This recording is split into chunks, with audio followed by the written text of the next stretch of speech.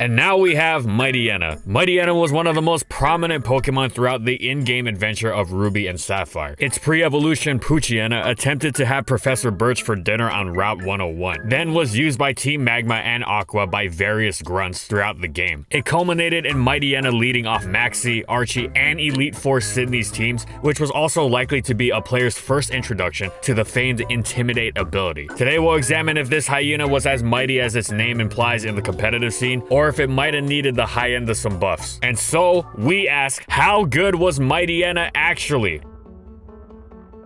And in this video, we'll be going over these competitive formats.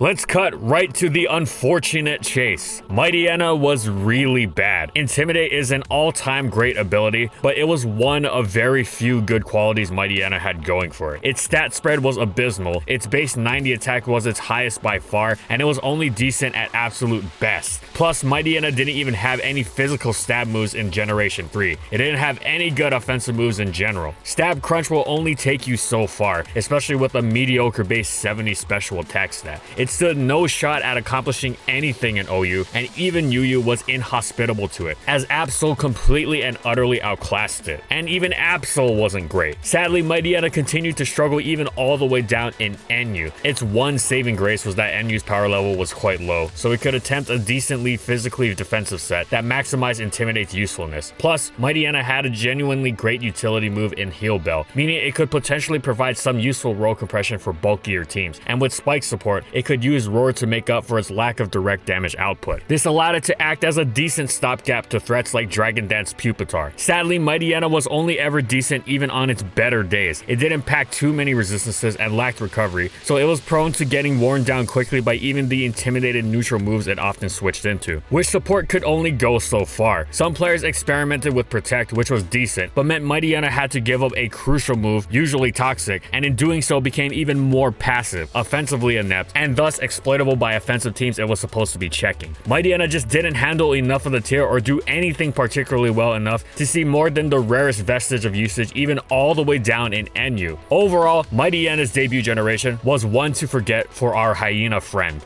Mightyena loved Generation 4's new physical special split, as it was now able to use Crunch off of its attack stat. It also adored the new addition of another Dark Stab in the powerful priority of Sucker Punch, potentially allowing it to bypass its meager speed. Speaking of, it could also hold a Toxic Orb to activate its new ability, Quick Feet. Intimidate wouldn't help much on offensive sets anyway, and this let Mightyena outrun pretty much anything without a choice scarf. It still stood no shot at UU thanks to Absol, which was now an enormous threat, but maybe it could find somewhat of a niche in NU this time around? This was sadly not the case. Even as a stab-packing physical attacker, Mightyena was incredibly weak since it didn't have a huge base power stab to make up for its low attack stat or vice versa. Its only so-called coverage option was Facade, which was actually stronger than Crunch against neutral targets, but still not what one would consider strong. Mightyena struggled to break through anything, let alone the Regirock on everyone's team. Since it also packs zero defensive utility, it was almost always dead weight. One was pretty much always better off using Skunk Tank, who was stronger, faster, bulkier, had better defensive typing thanks to being half poison, and had a better move pool with Explosion, Pursuit, and Stab Poison Jab. Even its ability Aftermath was more useful. Skunk Tank was one of the best Pokemon in Never Used, while Mightyena was a Pokemon that was never used in Never Used, as it was thoroughly, comprehensively outclassed, resulting in another sadly forgettable generation.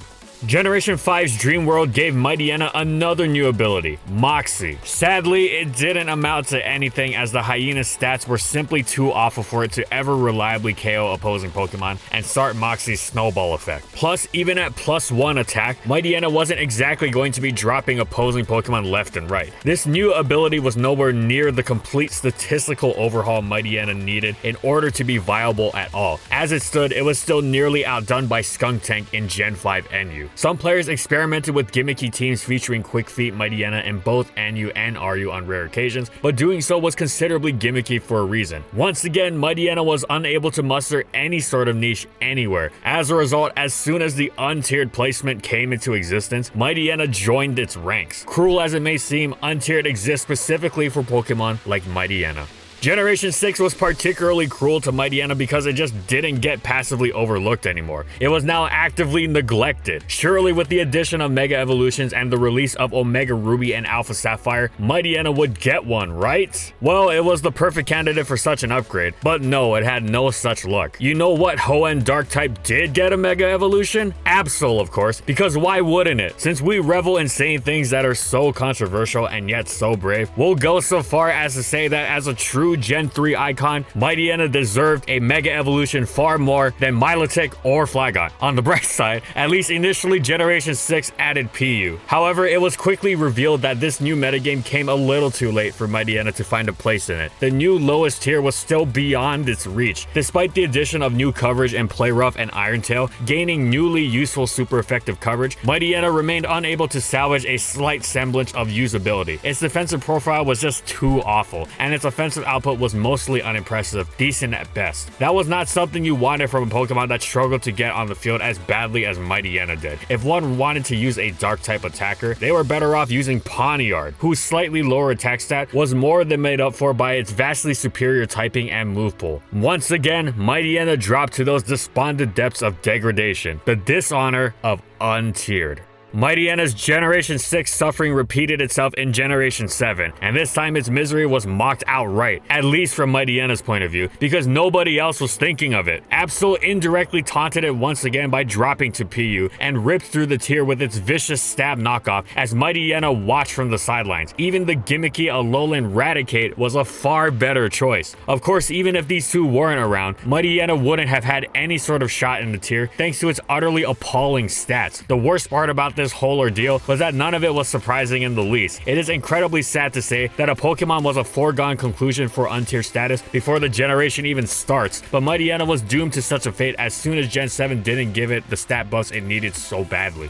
And that's it. So how bad was Mightyena actually? Well, we can summarize it with the following few words. Ouch, oof, and yikes. Mightyena is one of the most passed over, least viable Pokemon in history. It's never been thrown any sort of buff bone that it so desperately needs. Instead, it received multiple abilities it can't really use thanks to its horrible stats and barren move pool. We hope that it finally gets something when it eventually returns to the mainline Pokemon games. Overall, Mightyena is, surprise surprise, best suited for in-game play. Regardless of the tier, venturing into the competitive scene with it in your party has been a recipe for failure for all 5 generations it's existed in thus far. Thanks for watching, everyone, and as always, if you liked the video and you want to see more, be sure to subscribe to False Light Gaming for more weekly Pokemon content. And in the comments, I want to know, what do you think about competitive Mightyena? How would you buff it because it so desperately needs it? Whatever it is, let me know in the comments. Also, thank you so much to our patrons for continued support of our videos, and thank you to everyone else watching as well.